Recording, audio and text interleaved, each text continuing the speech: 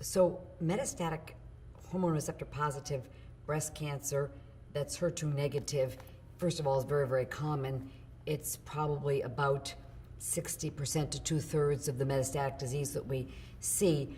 And the biology is very heterogeneous.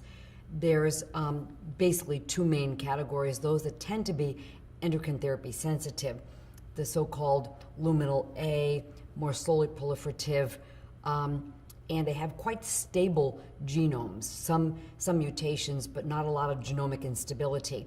Then the other group is less sensitive to endocrine therapy.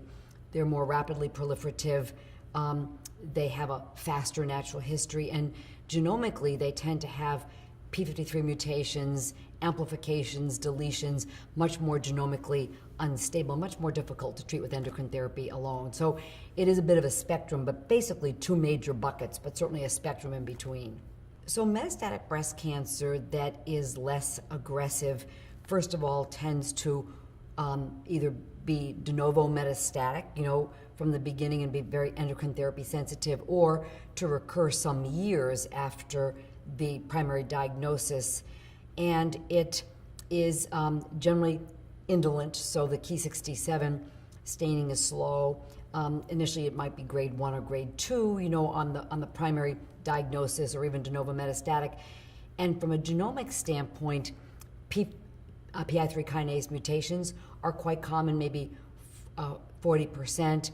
ECadherin mutations, the invasive lobular breast cancers, but for example, they'll lack p53 mutations, for example, or they won't have amplification of FGFR1 or cyclin D1, some of the much more aggressive amplicons, or loss of PTEN, for example.